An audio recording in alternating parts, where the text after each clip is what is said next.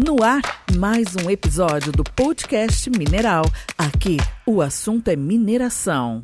Olá, amigos, estamos de volta com mais um podcast Mineral e como não poderia deixar de ser, toda semana trazemos para você um assunto interessante sobre o mundo da mineração. E eu compartilho a apresentação com a minha colega Rafaela Padilha. Oi, Disney. Hoje teremos um convidado especial. Trata-se de advogado e geólogo, isso mesmo, advogado e geólogo Frederico Bedran, presidente da Comissão de Direito Minerário da OAB do Distrito Federal. Bedran tem mestrado em Geologia Econômica e Exploração Mineral. Atuou no antigo Departamento Nacional de Produção Mineral, o DNPM, que agora é a ANM, Agência Nacional de Mineração. Ele também foi conselheiro fiscal na Companhia de Pesquisa e Recursos Minerais, a CPRM, e diretor de Geologia e Produção Mineral da Secretaria de Geologia, Mineração e Transformação Mineral do Ministério das Minas e Energia. Isso mesmo, vamos conversar com um dos maiores especialistas em mineração do Brasil. Bedran possui 18 anos de experiência no setor mineral, com atuação nas áreas de regulação e avaliação estratégica de projetos minerais. Ou seja, hoje teremos mais uma aula sobre mineração com um grande especialista no assunto. Mas antes da gente começar o nosso bate-papo com o Bedran, quero falar dos nossos apoiadores que levam o nosso programa ao ar, né? Que é a FECOMIN, Federação das Cooperativas de Mineração do Estado de Mato Grosso, a Camisbra, Centro de Apoio da Mineração Sustentável, o Instituto Somos do Minério, grande apoiador aqui do nosso podcast, e o E79, plataforma de gestão integrada para o setor da mineração. Para conhecer um pouco mais sobre essa solução para melhorar a gestão da sua cooperativa ou mineradora, entre em contato com o departamento comercial pelo WhatsApp 65 981 22 34 75 ou pelo e-mail atendimento@e79.com.br. Pois é, Disney, o nosso entrevistado vai conversar com a gente diretamente de Salvador, lá na Bahia. Seja bem-vindo ao nosso programa, Frederico. Olá, boa noite. Obrigado, pessoal. Obrigado aí pelo convite e dizer que para mim é uma satisfação muito grande estar aqui com vocês. Estou acompanhando aí o podcast, vários nomes, várias boas discussões. E para mim é um prazer que está contribuindo com o Disney, contribuindo com a discussão da mineração, né, e fazer chegar uma boa discussão, uma boa conversa sobre mineração, sobre ouro, em todos esses lugares que só mesmo o nosso amigo Disney consegue alcançar. Então, para mim, é um prazer estar aqui com vocês. Muito obrigado pela deferência, Bedran. E o prazer é todo nosso receber você aqui para bater esse papo. E, primeiramente, eu gostaria de saber de você como é que surgiu esse interesse pela mineração. Você fez geologia e hoje é um grande conhecedor desse segmento do Brasil. É interessante essa pergunta, viu? Eu decidi fazer a geologia, né, isso lá em 2000, nos anos 2000, né, no começo do ano 2000, pensando ser uma matéria que eu pudesse atuar em várias áreas, né, quer seja meio ambiente, quer seja exploração mineral, quer seja petróleo, água, né, então a geologia realmente é uma área das ciências exatas que tem uma gama, um espectro muito grande de atuação. E no decorrer do meu curso ainda de graduação, eu decidi que eu iria trabalhar com política mineral. E tive uma felicidade muito grande, né, de conseguir realizar esse sonho. Atuei como formulador de políticas públicas por muito tempo, atuando no Ministério de Minas e Energia, nos últimos 15 anos da minha carreira. Então eu pude acompanhar boa parte de toda a formulação, de toda a regulação que hoje nós somos aí, que a gente acompanha. Eu atuei, de certa forma, estava lá perto como chefe de gabinete, como diretor, enfim, como técnico. Então, para mim foi um grande prazer, nesse pouco mais de uma década, acompanhar cada mudança legislativa, cada mudança normativa e cada discussão de política pública que a política mineral brasileira passou. Então, eu me sinto realizado por esse momento. E agora, né, depois desses anos, eu decidi atuar na iniciativa privada, contribuindo ainda com o setor mineral, trazendo trazendo toda essa experiência que eu obtive nesse período. A próxima pergunta você já quase respondeu. Eu queria te perguntar por que a escolha de Brasília, mas você já falou que é porque você escolheu atuar na política mineral, que é um ramo super diferenciado, né, Bedran? Com certeza, sim. A política mineral tem que ser Brasília, né? E eu sou natural de Brasília. Hoje estou aqui em Salvador, mas é porque realmente nós do mundo mineral, a gente acaba tendo que se deslocar bastante. Então, essa semana mesmo eu já estive em São Paulo, hoje eu estou em Salvador, enfim, né, a gente acaba rodando bastante esse Brasil, e minha sede sempre foi Brasília, né, e o Brasília é o berço da formulação da política pública, então não à toa que os principais órgãos e players estão lá. Quais são as perspectivas, como é que você enxerga aí, quais são as perspectivas para a cadeia do ouro, Bedran? Bom, antes de falar um pouco da perspectiva da cadeia do ouro, né, a gente tem que falar um pouco da perspectiva da cadeia da mineração como um todo, né. Assim, a mineração, ela tem mineração brasileira, principalmente, que nós temos aí mais de 80 substâncias minerais, nós temos um desafio para cada cadeia mineral. E em que pese a gente ter um desafio para cada cadeia, né, o ouro sem dúvida nenhuma, daqueles segmentos que tem mais desafios. A própria mineração tem um desafio muito grande, que é o desafio da promoção da sustentabilidade, né, que é realmente a instituição de uma agenda ESG mais clara, mais transparente e ampliar a sua relação com a comunidade. Eu acho que muito está sendo feito e muito há o que fazer. Esse é o cenário natural de toda a discussão hoje da mineração no Brasil e no mundo. E quando a gente olha para o ouro, né, os desafios são semelhantes ou ainda maiores. Tudo isso que nós estamos vivenciando hoje do garimpo ilegal, ou na verdade da extração ilegal, é um reflexo histórico. Isso não é algo que simplesmente surgiu em janeiro deste ano, né, ou dezembro do ano passado. Então, assim, realmente é algo que a gente vivencia desde a década de 60,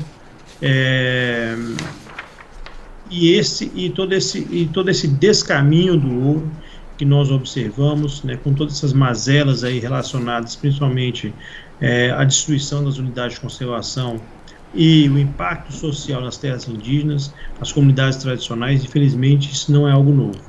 Então o nosso desafio é como, né, bem extrair um minério tão importante, um minério tão valioso, não é à toa que é tido como um metal precioso, que toda a sociedade quer seja como um ativo, né, como um bem, como moeda, ou até mesmo como um simples ornamento, né, na linha das joias, como a gente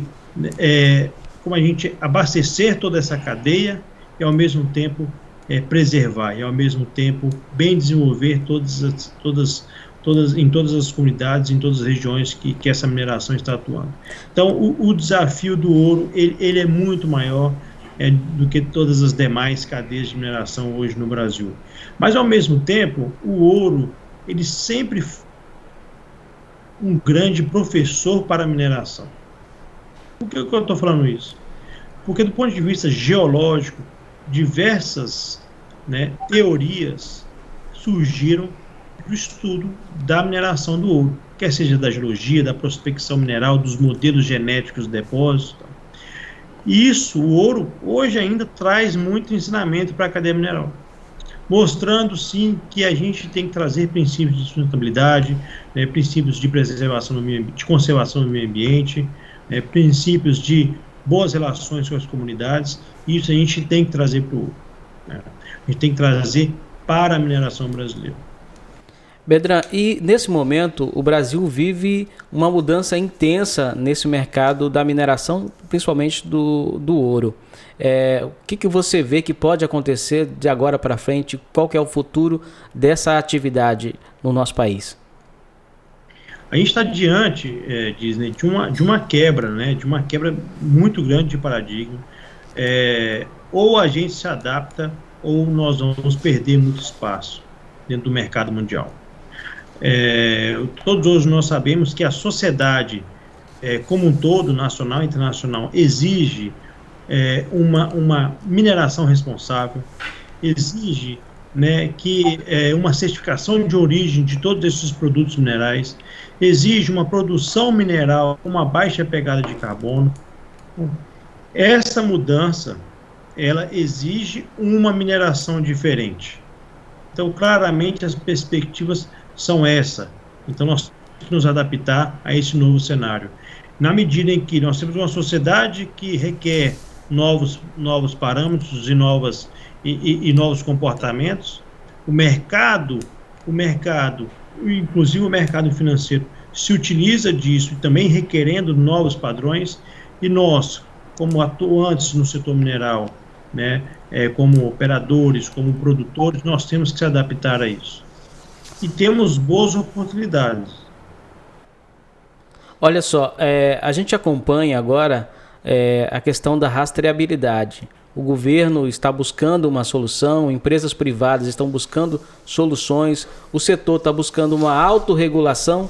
Então, nesse momento, está se desenhando um novo modelo para a mineração. O que você acha que pode sair de tudo isso que está acontecendo agora? Disney, esse é um ponto muito importante, né? Em janeiro e em fevereiro a gente viu isso mais do que diariamente, toda uma discussão da exploração do ouro na terra Yanomami. Então, se vinculou muito a questão da extração legal de ouro com toda a tragédia humana que infelizmente ocorre nas terras Yanomamis. E aí de várias discussões sobre a origem desse ouro. E quando a gente agora remete a uma discussão de mineração responsável, a rastreabilidade ela entra como um fator muito importante. A rastreabilidade, eu vejo a rastreabilidade, não estou falando só da rastreabilidade do ouro, a rastreabilidade para todas as commodities minerais, como um indicador, como um sinalizador de uma agenda ESG. Quando nós observamos a cadeia do ouro, em que a comunidade, ou seja, o comprador final, aquele que está comprando uma aliança, né, no shopping, lá na frente, ele está preocupado com a origem do ouro. Poxa, peraí, será que eu estou aqui comprando uma gema, ou estou comprando aqui uma aliança, e de certa forma estou incentivando todo esse descaminho que está acontecendo na Amazônia brasileira?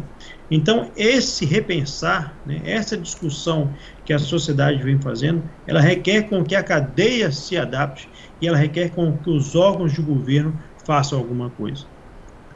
E aí começou uma discussão que também não é nova, né, o atual governo trouxe a proposição de uma medida provisória, né, para tratar exatamente do comércio de ouro no Brasil.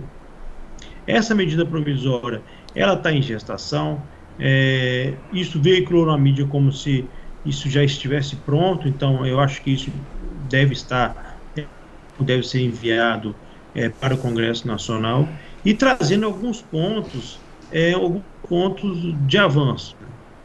A gente poderia destacar em relação a essa medida provisória a questão do uso da nota fiscal eletrônica, né, uma implementação aí recente da Receita Federal. Outro ponto que a gente poderia destacar é a retirada da questão da boa-fé. O que é essa questão da boa-fé?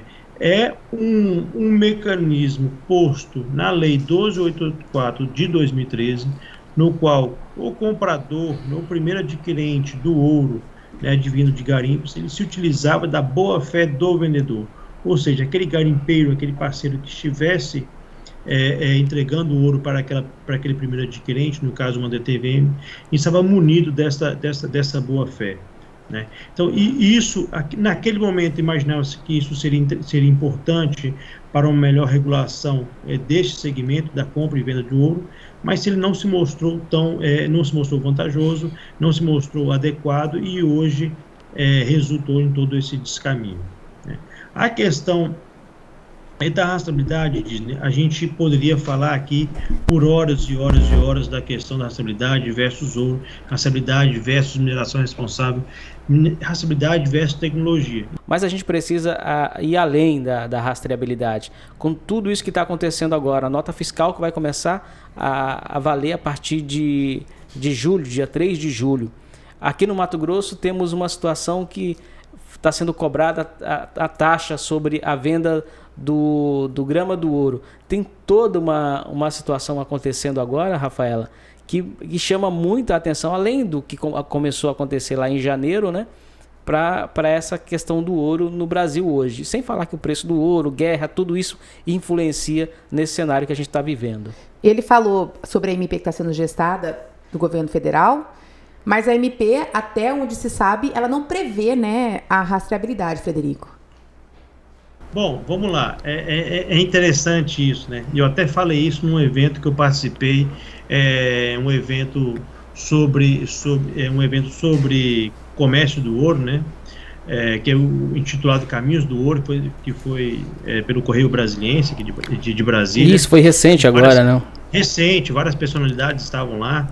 E um tema que eu falei foi exatamente isso. Eu falei, olha, todos os palestrantes, né, todas as autoridades que aqui estiveram falaram sobre a rastreabilidade, mas o termo rastreabilidade não está na MP, que é um absurdo, né, que é no mínimo incoerente.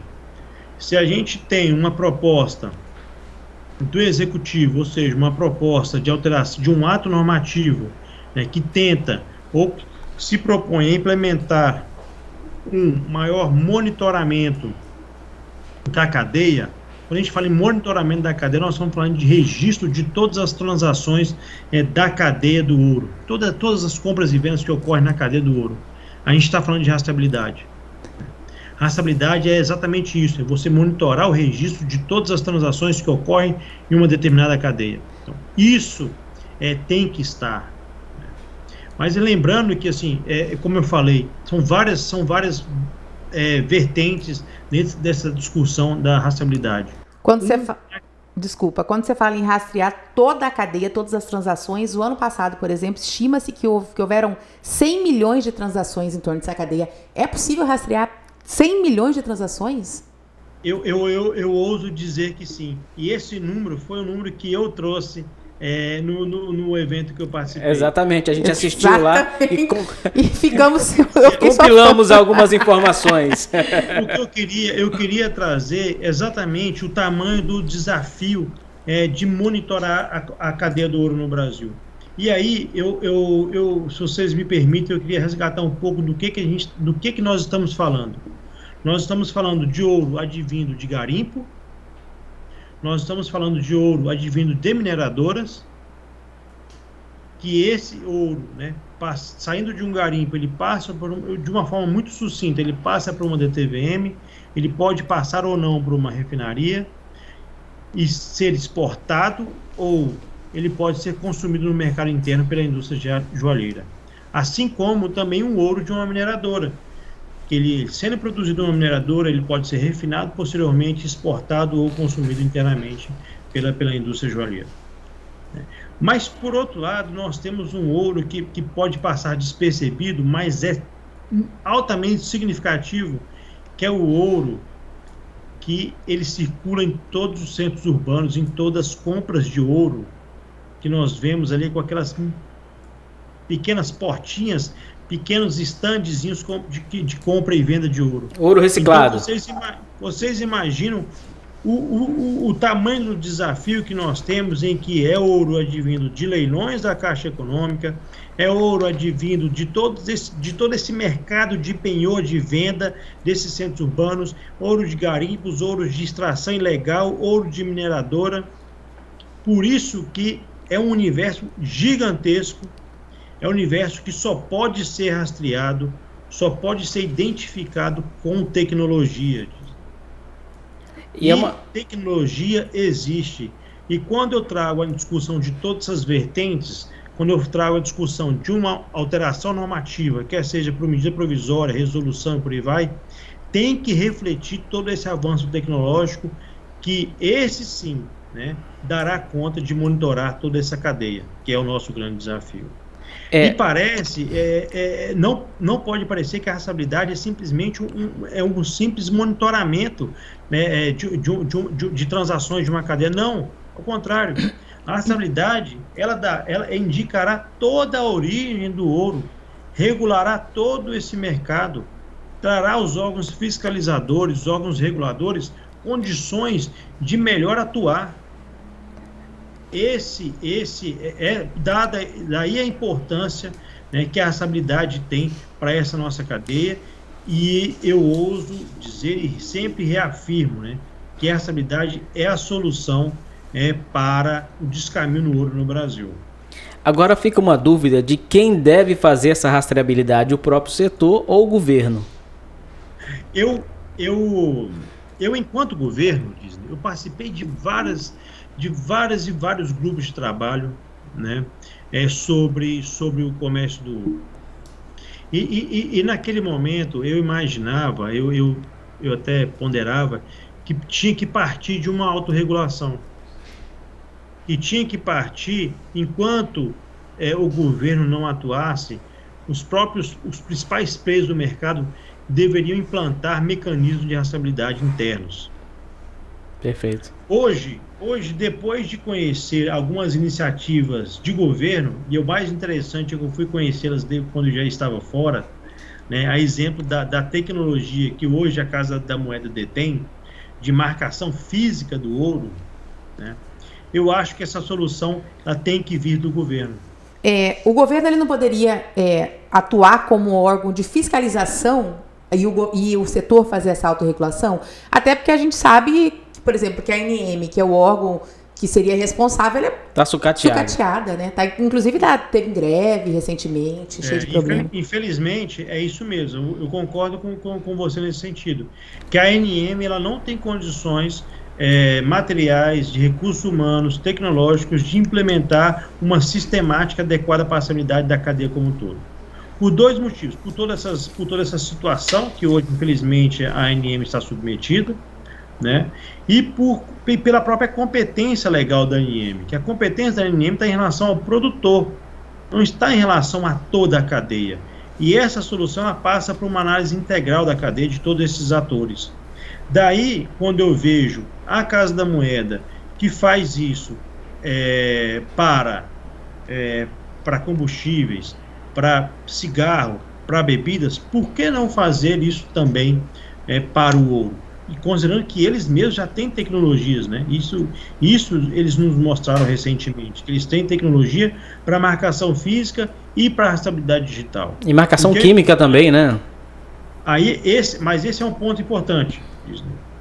Quando as pessoas falam assim e me perguntam, Fred, é possível a rastreabilidade geoquímica do ouro?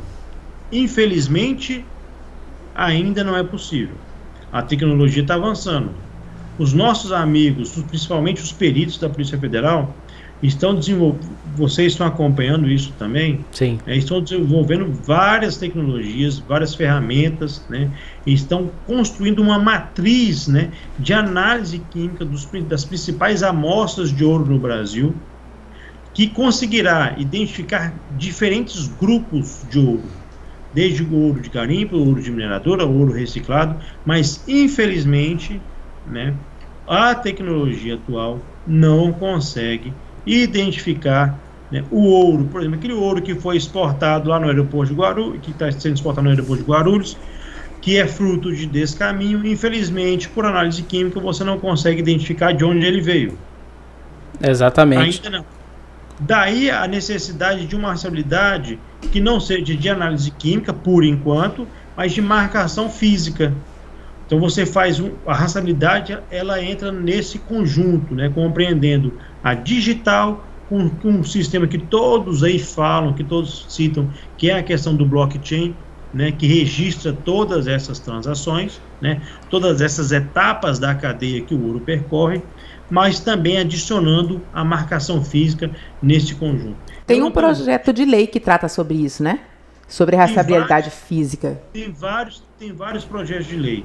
Eu citaria aqui os dois últimos que eu acho que são fundamentais para essa discussão, que com certeza a MP ela vai dialogar com esses dois projetos de lei. Um é da ex-deputada Joênia e o outro, mais recente, né, do deputado Zé Silva, que é o presidente da Frente Parlamentar de Mineração Sustentável. Que também trata da questão, ele resgata toda essa discussão da rastreabilidade do ouro. Muito bem. Agora a gente precisa entender também todo esse mercado, desde que ele sai lá do garimpo e chega na joalheria ou chega como ativo financeiro.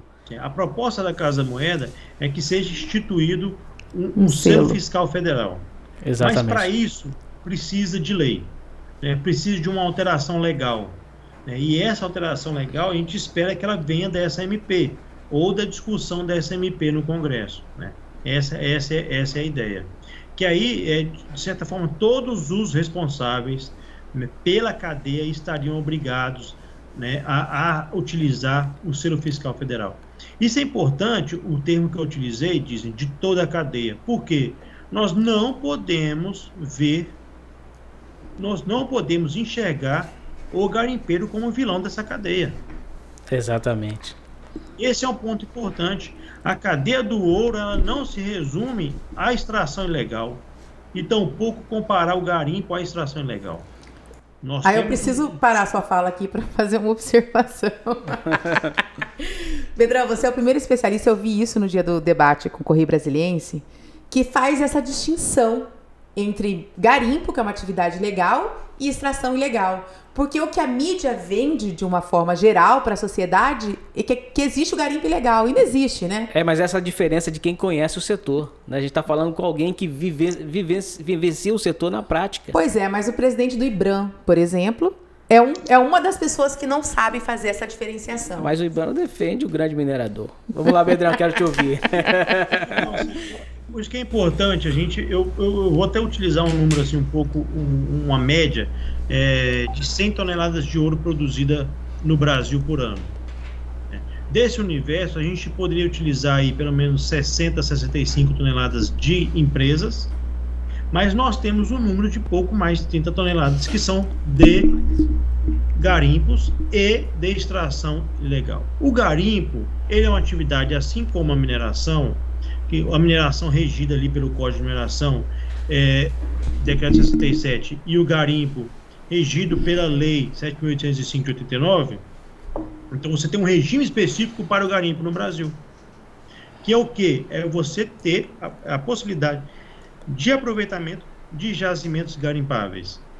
Então, de fato, existe atividade regular, formal do garimpo no Brasil.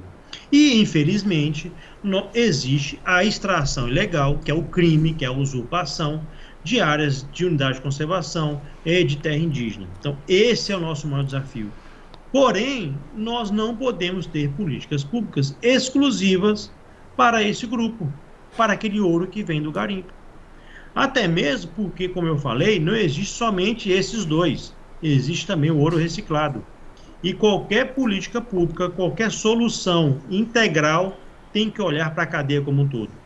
Uma joia, ela não se utiliza somente do ouro que veio da mineradora. Se utiliza de ouro de diversas fontes.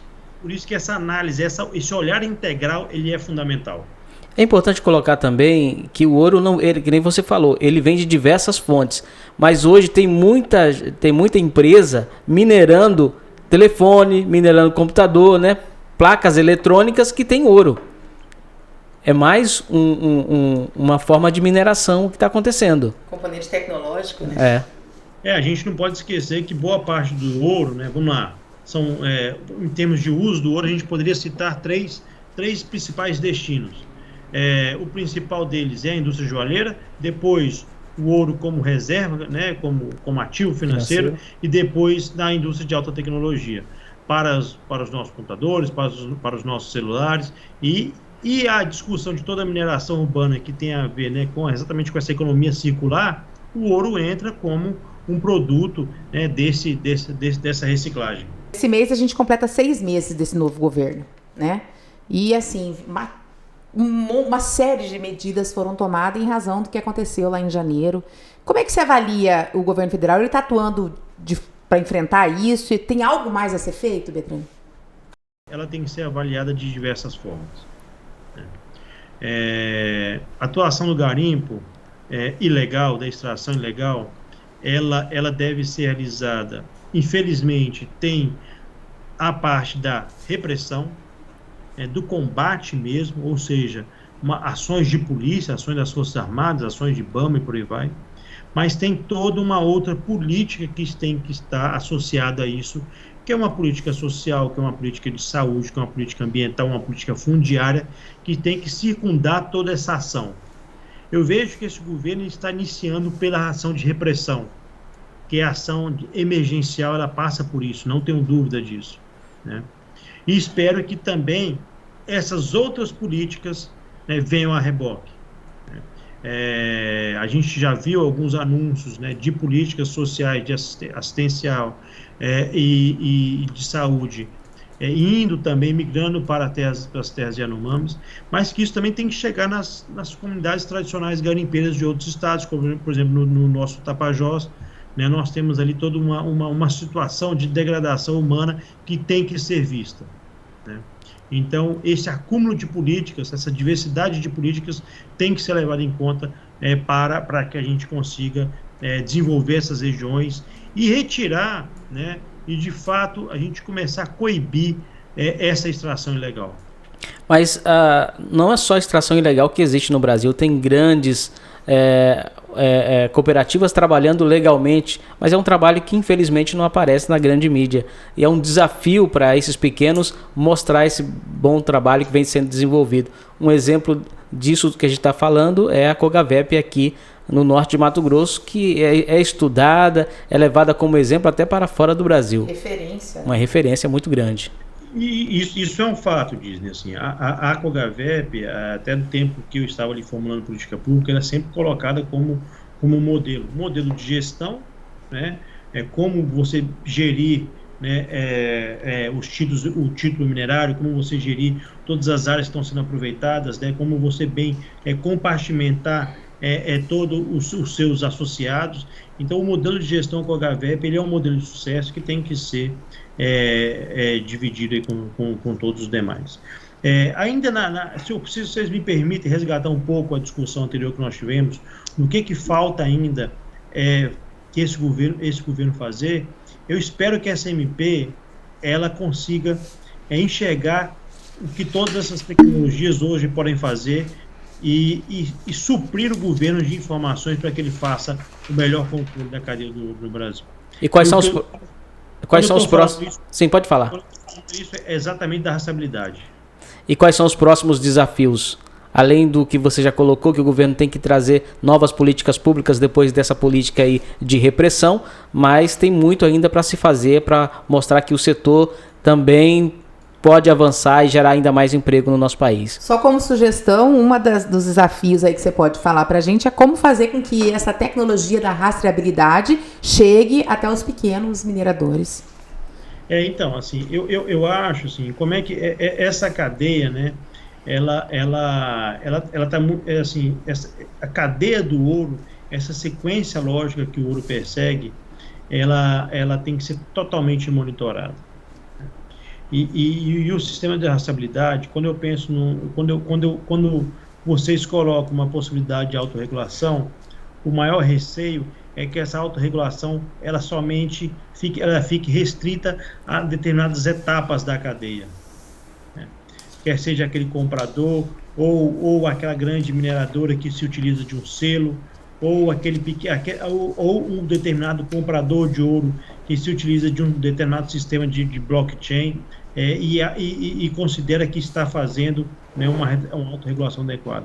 Então, realmente eu vejo essa rastreabilidade integral, partindo do governo e obrigatória, como o melhor caminho.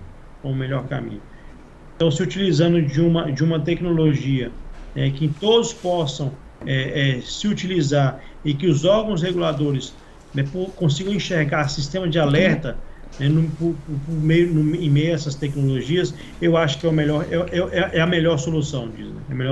Para mim, não há outro ainda.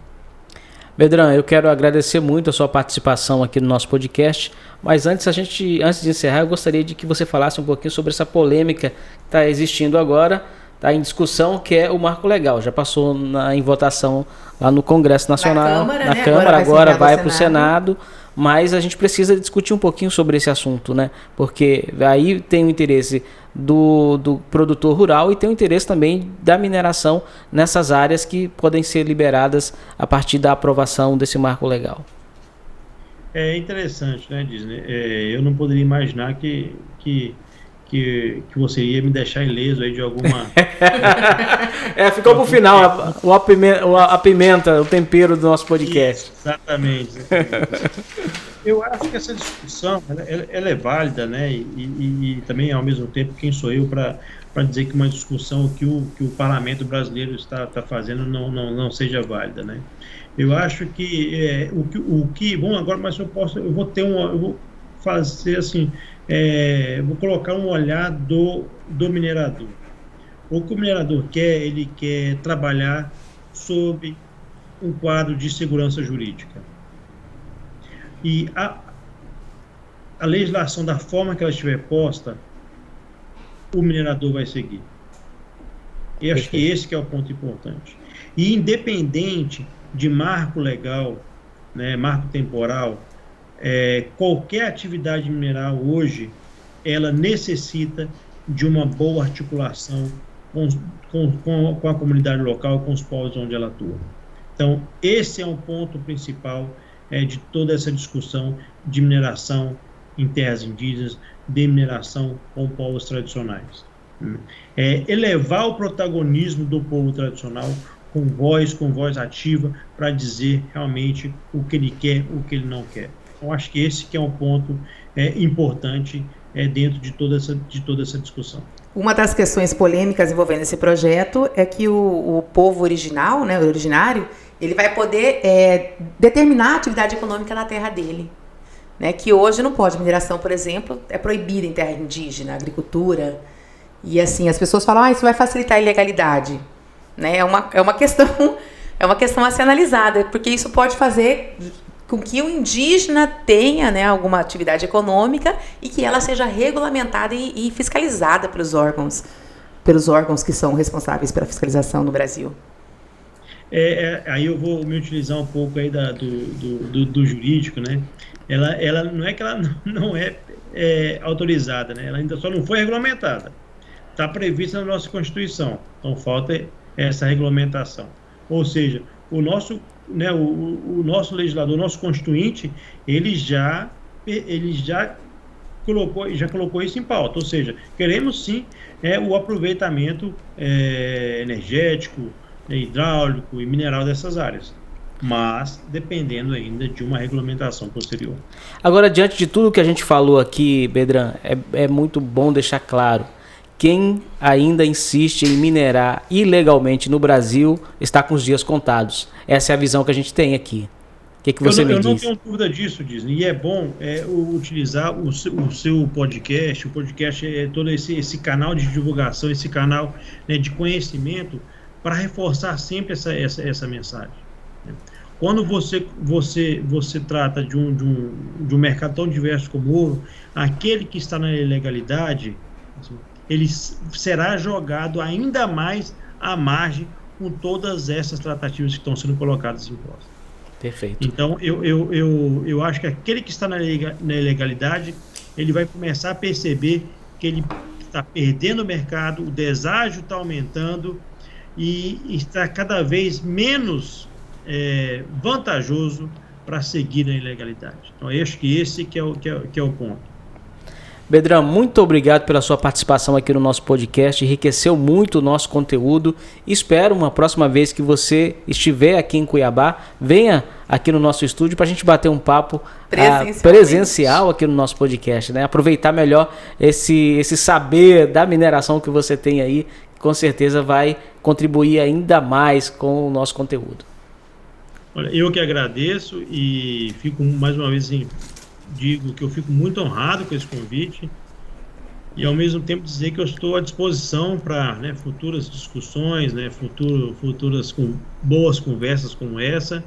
E, enfim, né, nós temos que realmente discutir o assunto, discutir esse setor que nós temos aí como importante vetor da indústria brasileira.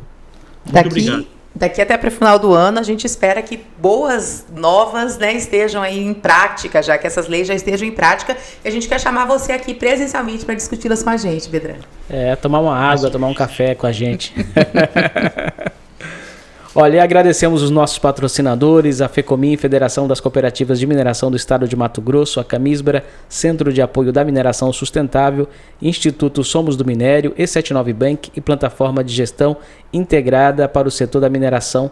E para conhecer um pouco mais sobre essa solução para melhorar a gestão da sua cooperativa ou da mineradora, entre em contato com o Departamento Comercial do E79 pelo WhatsApp 659-8122-3475 ou pelo e-mail atendimento@e79.com.br. Chegamos ao final do nosso podcast, agradecemos mais uma vez a você pela audiência e pedimos que você compartilhe o nosso conteúdo com mais gente que gosta desse assunto, porque mineração é apaixonante. Mineração é o que, Rafa? É essencial. É essencial.